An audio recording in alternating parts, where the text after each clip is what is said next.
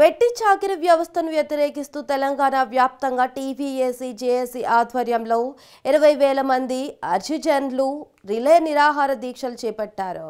తమ హక్కులను కాలరాయొద్దని రెగ్యులర్ ఉద్యోగుల సర్వీసు రూల్స్ తమకు కల్పించాలని వారు డిమాండ్ చేశారు.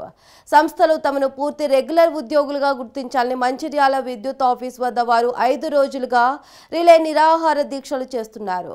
సరిపడినంత మంది సిబ్బంది లేకపోయినా తక్కువ మంది ఆర్టిజన్ సిబ్బందితో వెట్టి చాకిరికి చేస్తున్నారని వారు వాపోయారు. విద్యార్హతలు సీనియారిటీ ఉండి కూడా కనీస సర్వీసు రూల్స్ లేకుండా వెట్టి చాకిరీ వ్యవస్థలో బతుకుతున్నామని ఆర్టిజన్ సిబ్బంది ఆవేదన వ్యక్తం చేశారు.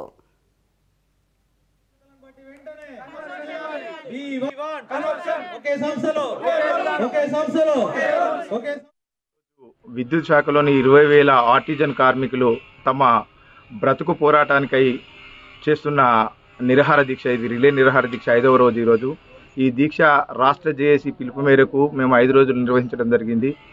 మన దగ్గర ఎన్పీడీసీఎల్ ఎస్సీ ఆఫీసుల ముందు, మరి ఇక్కడ మా ట్రాన్స్కో ఆఫీసు మంచిర్యాల ముందు కూడా హంగర్ స్ట్రైక్ చేశాము 5 రోజుల నుంచి. మా మెయిన్ ఏజెండా ఏంటంటే 20,000 మంది ఆర్టిజన్ కార్మికులు ఎవరైతే ఉన్నారో వారి విద్యార్హతను బట్టి వారికి సమాన పనికి సమాన వేతనం వచ్చే విధంగా వాళ్ళను సంస్థ యొక్క పూర్తి స్థాయి ఉద్యోగులుగా గుర్తించి కన్వర్షన్ ఇవ్వాలని మేము పోరాడుతున్నాము. మా పోరాటానికి సంఘీభావంగా చాలా కుల సంఘాలు కానీ, లేదంటే మా విద్యుత్ రంగంలో ఉన్న మిగతా trade unions, associations, engineering associations ప్రతి ఒక్కరు మద్దతు తెలుపుతున్నారు. మా ఆఫీసర్స్ కూడా మాకు చాలా పాజిటివ్గా ఉన్నారు. దాదాపు 1000 రూపాయల జీతం నుంచి మా ప్రయాణం మొదలైంది. కాంట్రాక్ట్ సిస్టమ్, అవుట్సోర్సింగ్ సిస్టంలో వర్క్ చేసాము.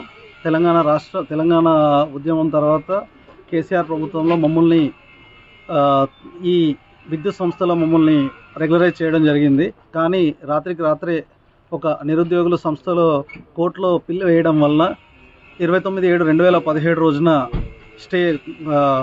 కోర్టు స్టే ఇవ్వడం జరిగింది.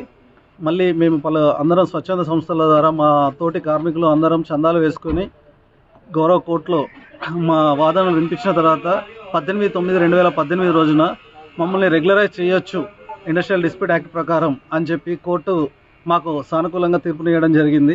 కానీ అప్పుడున్న మేనేజ్మెంట్ స్టాండింగ్ ఆర్డర్స్ అనే కొత్త పదాన్ని తెర మీదకి తీసుకొచ్చి మమ్మల్ని ఇండస్ట్రియల్ డిస్ప్యూట్ యాక్ట్ 1946 ఆధారంగా బ్రిటిష్ కాలం నాటి చట్టాల ఆధారం చేసుకొని మమ్మల్ని ఈ సంస్థలో అబ్జార్ప్షన్ చేయడం జరిగింది. విలీనం మాత్రమే